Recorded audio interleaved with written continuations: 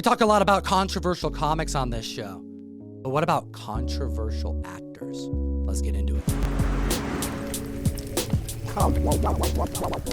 By the time you see this, The Flash will be in theaters, but the question is, can you still support an actor that has had so many allegations against them? Stay tuned because we clearly have a spicy conversation ahead of us, but at the list at number 10, we have a manga turned animation turned comic book to talk about. Dragonball Z issue number 1, coming out in 1998, the first US adaptation of DBZ with multiple record-breaking sales to discuss. Manga is getting more and more popular out here in the West, so it makes sense that collectors would be picking up those first comic book appearances. We've got record-breaking sales and a strong performer in a 9.8.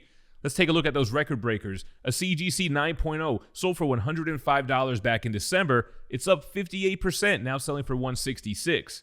And then we have a 9.4, which sold for $310 back in November. That's up 31%, selling for $405. The 9.8 all-time high was $880, and that was just last month. This week, we saw a sale of $800, which is still 6% above the 12-month average on this book. There's only 40 copies graded at a 9.8. And I remember having this comic book as a kid in my desk that was getting all thrashed around, drawn on, because I loved DBZ growing up. Why do you think, Jem, that manga is performing so exceptionally well, better than comic books in 2023? Well, I'm sure there are a ton of reasons why it's become so much more popular, but I think one of them has to do with how easy and accessible it is to get into manga. You pick up volume 1 and you start reading from there, whereas comic books has such a long, vast history with multiple renumberings and volumes. If you are into Dragon Ball Z, there's only a handful of keys really to go after. However, this one is definitely more attainable than some of the magazine appearances. Take a look at Weekly Shonen Jump 838.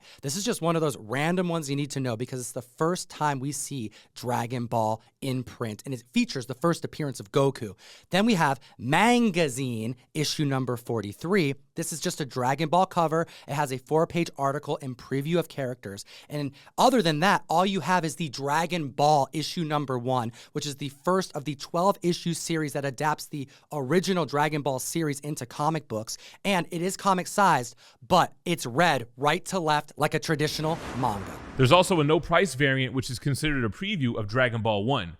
Now, where do you think you could find all of the manga turned comic adaptations in one easy-to-find source? Utilize Kotam 101 on the best comic app in existence. Enhance your comic collecting, your knowledge about funny books. It's called Key Collector Comics. You support the show, but get access to a free 2-week subscription of the app. But the primary version, the free version of the app, once you download it, you get access to a vast amount of comic book information. You can catalog your comic books, get suggested pricing, find out what's coming soon in the industry, and support the show. Which brings us to number 9 on the list. We've got Thermal Man Spec with Thor issue 168 from 1969. Jem's favorite year. We have the origin of Galactus that takes place between this issue, 168 and 169. And although the origin story really takes off in the latter issue, it does begin here with a fantastic Galactus versus Thor cover. Yeah, this feels like a next best thing type of book. Fantastic Four, 48 and 49 have passed the stratosphere as far as cost. So this one is a cool Galactus cover and the origin, like Tom said. We got a CGC 6.5 selling for $240, 33% above its 12-month average. The 7.0 is up 14%, and the 7.5 is up 39%, selling for $310. Yo, this book at a 9.8 does not come up often. The last time we saw one was back in 2020 where it sold for $52.80. I suspect, considering that was basically pre-comic boom when that took place, that if one of these 6 copies graded at 9.8 comes out to market, we will still see a tremendous record-breaking sale, especially with Galactus imminent. And just imagine when Thermal Man shows up. Now, you do have a little bit more time. It looks like the Fantastic Four movie, along with a slew of others from the MCU, has been pushed back due to the writer strike, amongst other things. We already know about the writer strike, but we're finding out the day of this filming that the Actors Guild may join in on those picket lines. We have a slew of movies that are getting delayed, and that means potential drops and opportunity in the comic spec game. Pretty much every MCU movie has been delayed except for just one, but Captain America New World Order, which is now Brave New World, that's been pushed back from May 2024 to July 2024. Thunderbolts, now the movie, has been pushed back from July to December of 2024, and the Fantastic Four movie pushed back from February 2025 until May of that year. Blade just got moved yet again, and it isn't for creative differences. We have it going from September 2024 to February 2025. Avengers Kang Dynasty moved back a full year from May 2025 to May 2026. Thanks, Jonathan Majors. We also have Avengers Secret Wars moving back a year, May 2026 to May 2027. And then, finally, the only good news, I suspect the Deadpool producers got excited because they moved Deadpool 3 up from November 2024 to May 2024. They moved it up 6 months. And we've been talking about Deadpool 3. You got to remember, Ryan Reynolds not able to ad-lib on scene, so we got to really see if that's going to affect that final product. Moving on to number 8 on the list, we have Amazing Spider-Man 78. We have the first appearance of the Prowler, Hobie Brown. The Prowler! I want to know, are there any Iron Maiden fans? Every time I see this book make the list, I think of that classic song, and we have multiple grade points moving up when you compare them to the recent 12-month average. It's all because of Across the Spider-Verse and multiple reasons to spec on the Prowler. Light spoiler warnings, but at this point, I feel like I shouldn't have to say it. And because of Across the Spider-Verse, Hobie Brown has become a lot more interesting. You have the regular Spider-Man villain, the Prowler, but in the movie, we have Miles Morales as the Prowler, we have the live-action MCU Donald Glover as the Prowler, and you have Hobie Brown, who is Spider-Punk, one of the standout characters from the movie as well. We got a CGC 4.5 that sold for $125, 2% above average. The 8.0 is up 9%. The 8.5 is up 5%. And the 9.0 up 4%, selling for $725. And at the list at number 7, debuting in 1961, one of the greatest comic book covers and issues of all time. Flash 123, the meeting of the Golden Age and the Silver Age Flash. We have the Flash of two worlds, the beginning of the multiversal concept in comic books. And this seems to be the key issue that the community has propped up as the key to own for this movie. And what's funny, it's not a big Golden Age versus Silver Age Flash movie, but more of the multiversal concept. We got a 1.8 selling for $465, 10% above average. The 2.5 is up 7%. The 3.0 is up 12%. And the 5.5 sold for $1,316, 19% above average. The highest graded copy that exists of this book is a 9.6. The last time we saw a high grade copy sell was a 9.4, in which there are only 7 copies in existence. And that happened May 2022 for $19,800. This is a book that's so respected, so beloved, so wanted and important that it doesn't really matter what's happening on the screen, but it's definitely heating up because of the Flash movie. To be honest, the whole multiverse concept seems a little lackluster, being that Marvel beat him to the punch in the movies and DC already did it on the CW. Considering The Flash was supposed to come out in 2018, I understand why Marvel may have beat them to the punch, but it still doesn't seem right. But we are going to get a concept introduced in the next Flash movie, despite Ezra Miller leading it. And that's what I wanted to bring this conversation back to, because I took some time last night to just go over all of the controversy Ezra Miller is attached to, and I'm beginning to feel a struggle being excited for this movie, even though it's being touted as one of the best superhero movies of all time. Yeah, it's one of those things. Can you separate the art from the artist? Do you cancel actors based on their personal lives? If we were to do that, we would have never got Robert Downey Jr. as Iron Man. Tom Cruise, Stephen King, both went on record touting this as an amazing film, saying Ezra Miller killed it. There's also a lot of people saying that it was so good that it's kind of made the personal life something a bit easier to ignore. I believe people just haven't looked into all of the allegations and the things that Ezra has been tied to. I want to hear from the community in the comment section below. This isn't an easy conversation. It's not an easy decision to make. But I'm going to go see the Flash movie. But I'm not going to see it because of Ezra Miller. I'm going to see it because of Ben Affleck. I'm going to see it because of Supergirl, Val Zod.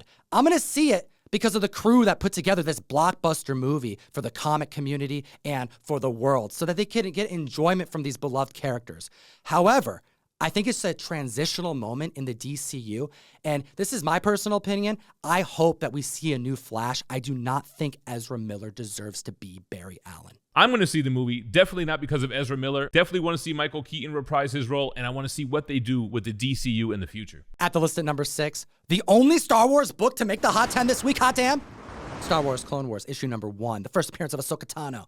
And I had the pleasure of meeting Rosario Dawson this past week at Dallas Fan Expo. And I gotta say, I don't really believe in things like auras or vibes, but I'm starting to second guess that after meeting Rosario.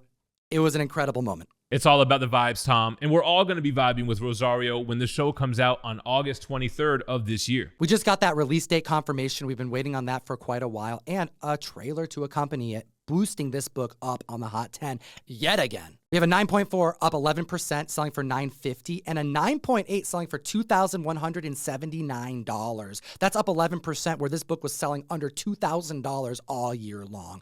And it didn't stop there. We also have a newsstand 9.6 selling for $2,386. That's an increase of 1%, nearly matching the 12-month average on a very low print, pricey comic book.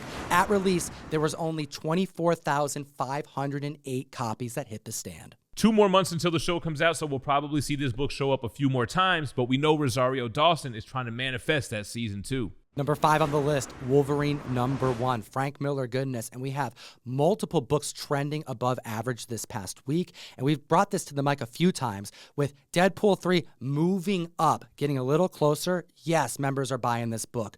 Also considering Frank Miller signings, as well as Logan being the primary focus of this movie, has members specking on this as well. However, the prices have been so low that I think members are trying to grab this book now while they can. The 8.0 sold for $150, that's up 36%. The 9.0, $179, up 21%. The 9.4 sold for $220, up 15%. And a 9.8 just hit $850, that's up 21%. And we started covering this book when it initially made the hot list, where it was selling for around the $600 marker. And then we have the newsstand in a 9.6, selling for $400, 13% above its 12-month average, but only $80 higher than its standard direct edition counterpart. Now, if these newsstands are going to command a premium, shouldn't it be more than $80? For the first solo Wolverine comic, I say yes. And if you want to support the show, give me an excuse to sing you some funny books every month. I got a packed July, and let's go through it. We have ASM 26, a Peach Momoko trade dress, Death of Kamala Khan,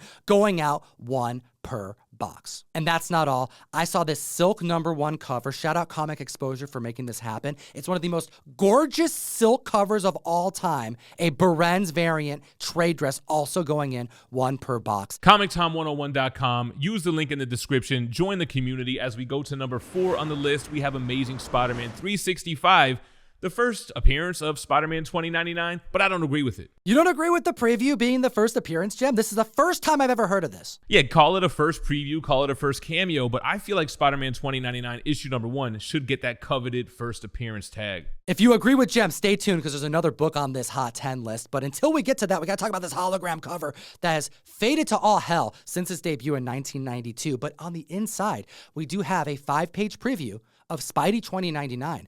First appearance in preview to some, but to many collectors, the first appearance of Miguel OHara. This was part of the 30th anniversary 4-cover hologram set that I loved growing up as a kid, and I loved those gatefold posters. But hold on now. You're telling me it's a preview, 5 issues of the book that he first appeared in, right? Just checking. The CGC 9.2 sold for $81, 59% above average. The 9.4 sold for $100, that's 69% above average, and there were 3 copies that did that. The 9.6 is up 83%, 4 copies sold above that average, and the 9.8 sold for $232, 16% above its $200 12-month average. Now, this book has dropped royally. The heights it reached was $775 back in 2021, and not to mention the 9.8 newsstand, which, if you recall, Jem, we've been doing this video every week for like 3 years now. Appreciate you, brother. This was the book, The Newsstand, that started the giant momentum that the 9.8 newsstands had to this day. We saw a height reached back in 2021 of $1,740 for this book with that barcode. Most recent sale, June of this year, $807. Man, time flies. It's fun going back in time to spot when those trends started, when they ended, because you don't really know when you're in it. And on this channel, on this video, we try to predict those future trends. Miguel OHara, Spider-Man 2099 was a standout character in the Across the Spider-Verse movie, which gives him the number 4 and number 3 spot on this list. Number 3 on the list, Spidey 2099 issue number 1. 90s goodness. What the preview set this issue up for, and we have the first appearance in full and origin of Miguel OHara. And this was the person that we got introduced to in full in the movie and the world he occupies himself in that I wish we can spend more time in. And I think there could be an entire movie franchise centered around this technologically filled future. I was always a huge fan of this universe as a kid, 100 years into the future, looking at different versions of characters that we know and love, and for us to grow up to adults and see them on the big screen, awesome. We have a 620% increase in copies sold this week over last for this book. It's super hot, and we have an 8.5 that sold for $56, putting it 19% above its 12-month average. The 9.2 is up 73%. The 9.4 is up 65%, and get this, 20 copies beat that 12-month average on this sale. This is an affordable comic book, and the 9.6 hit $100, which is an increase of 47% when you compare it to the recent year, and 12 copies outperformed that 12-month average this past week. The 9.8 sold for $300. That's an increase of 111%, where this book sold for under $150 all year long. And get this, 39 copies outperformed the last year average. I think it's because he's on the cover, clearly, but also because this comic was actually featured in movie, propelling this to possibly take over issue 365 of Amazing Spider-Man. It did it on this list. We also have some newsstand love for this book as well. A CGC 9.6 selling for $155, 28% above its 12-month average, and the 9.8 selling for $621, 33% up. And at the list at number 2, we have the first appearance of Deadpool. New Mutants 98 making it. We have some Rob Liefeld goodness. Deadpool getting pushed up 6 months, and a Rob Liefeld signing that's happening over in Sarasota, Florida, courtesy of the CGC. Members be buying this book out across multiple grades to get some remarks and some SIGs. You've got until July 23rd to get those books to CGC, and until then, we're going to see a ton of sales and a ton of more submissions. 175 more copies on the list since the last time we spoke about this on May 15th, bringing that total to 23,214 slabs. The 7.0 is up 25% when comparing it to its 12-month average. The 8.0 is up 16%. The 8.5 is up 12%. The 9.0 is up 23%, and the 9.2 is up 28%. We saw a 9.6 sell for $725. That's an increase of 24%. And the 9.8 sold for $1,600 this week for an increase of 5%. And it didn't stop there. A 9.6 newsstand sold for $901, almost $200 more than the direct market counterpart. And we have an increase of 14% with that barcode. The only other tidbit of news regarding Deadpool 3 besides the date change was the fact that actress Zazie Beetz was confirmed to not be reprising her role as Domino.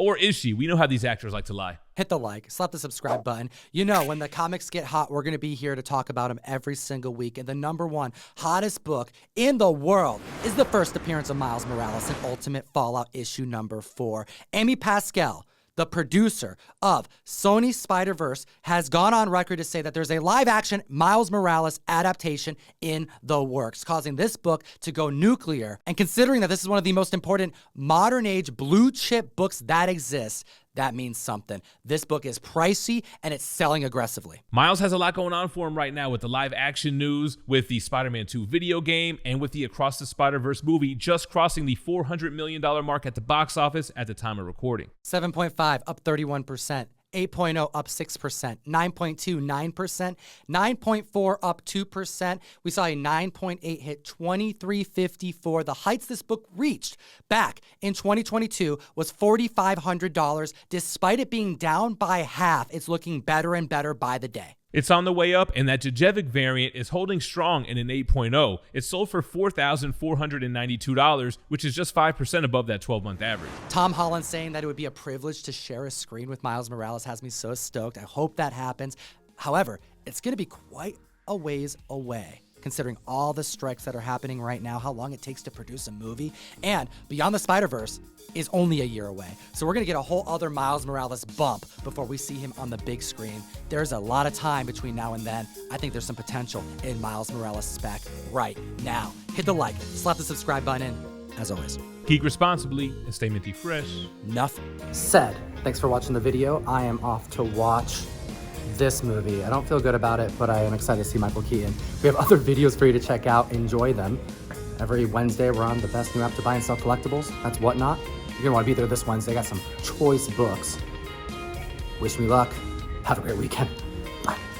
My dumbass making this outro video walked into the wrong theater. Supposed to go into number 13, not number 9, and I walked into the ending of the movie. It's Ezra's fault. It's already starting out bad.